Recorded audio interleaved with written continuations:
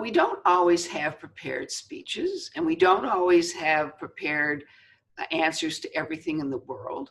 So how do we speak with calm confidence in any situation?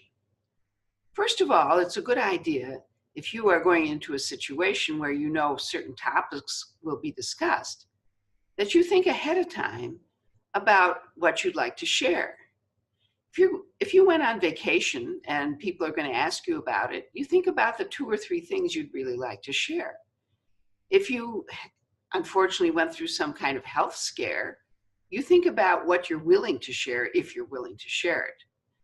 But there are 2 things I would like you to keep in mind about being able to be calm and confident in any situation.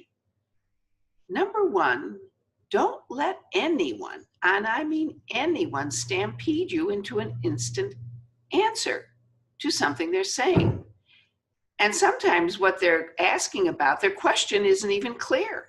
So you can ask for clarification. I said, I'm not quite sure what you're asking. Could you explain that or give me an example of what you want, what you're asking me about? So don't let anybody stampede you into an answer. And the second thing to remember is a boundary issue.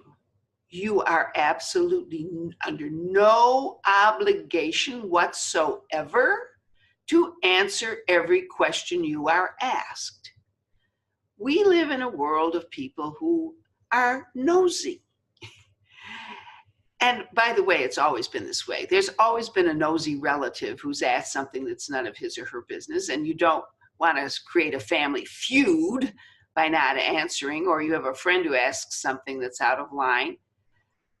And it's really okay to say something along the lines of, that's not something I'm comfortable discussing at this time. And if they keep bugging you, use the broken record technique.